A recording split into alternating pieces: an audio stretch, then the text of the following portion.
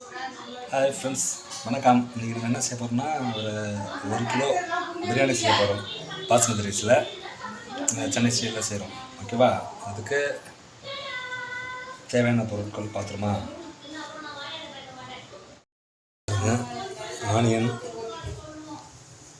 Tomato, தேவையான பொருட்கள் பாருங்கள். 400 வெங்காயம், ஒரு 400 தக்காளி, கொஞ்சம் கம்மியாக எடுத்துக்கலாம். 3 பச்சை மிளகா, சின்னதாக இருந்தால் 3, பெருசாக இருந்தால் 2 எடுத்துருக்கேன். புதினா, கொத்தமல்லி, 1 கிலோ சிக்கன். ஓகேவா? இப்போ அடுத்து என்ன செய்கிறோம் நாங்கள்.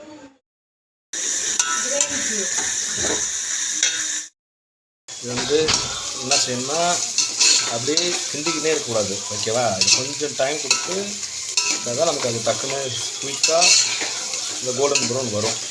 இந்த இடத்துல அப்படியே விட்டுட்டு அப்புறம் கொஞ்சம் டைம் கொடுத்து அதுக்கப்புறம் அதை நம்ம கரெக்டாக விடணும். இப்போ பாருங்கள், நல்லா நமக்கு கோல்டன் ப்ரௌனாக மாறி வருதா. இப்போ என்ன செய்யணும்னா, இதை ஏன் நம்ம நல்லா கோல்டன் ப்ரௌனாக மாறி வருது. ஓகேவா? ஆனியன் நம்ம எதுக்கு இந்த அளவுக்கு நம்ம வதக்குறோம்னா, ஆனியன் சரியாக வதங்கணும்னா சீக்கிரம் கெட்டு போயிடும்.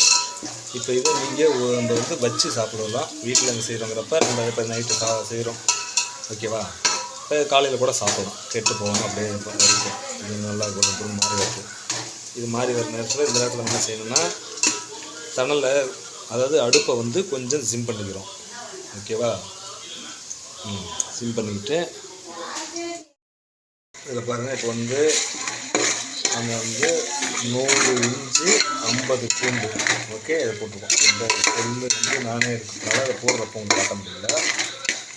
போட்டு லைட்டாக நமக்கு ஒரு பச்சை வாசனை போகிற வரைக்கும் இதை நல்லா வைக்கிறோம். பச்சை வாசனை போகும். ஓகேவா?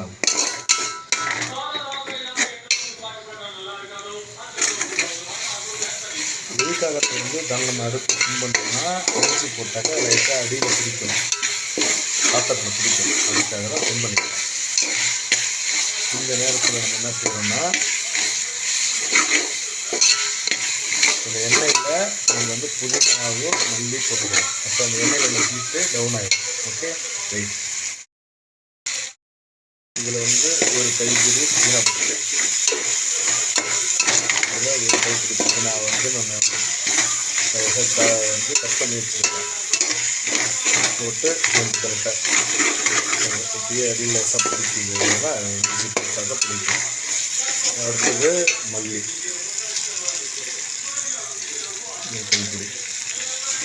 இது எதுக்காக எண்ணெயில் போடணும்னா, எண்ணெயில் போட்டால் அதோட வாசனை எண்ணெயில் இறங்கிடும்.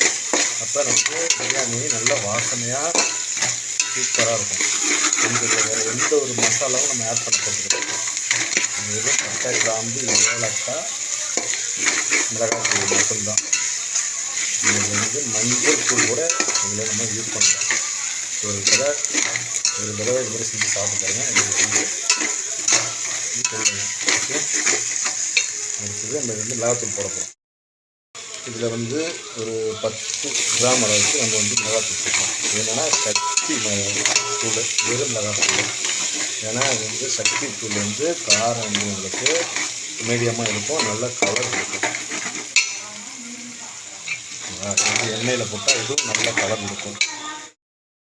தக்காளி, பச்சை மிளகாய், தயிர், இது 3 போட்டு நல்லா ஒரு மீடியமான ஃப்ளேவரில் நம்ம இதை ரெடி பண்ணுறோம். இப்போ கொஞ்சம் உப்பு போட்டுக்கிறோம்.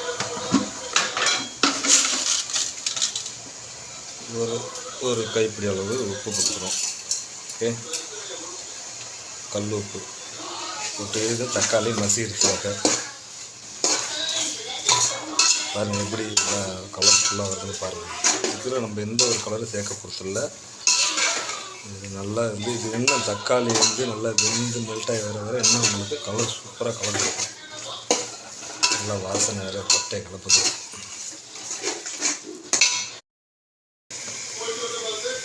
இப்போ பாருங்கள், நல்லா தக்காளி மசிஞ்சு அதிலேருந்து எண்ணெய், அதாவது ஆயில் பிரிஞ்சு தனியாக வருது பாருங்கள். ஓகேவா?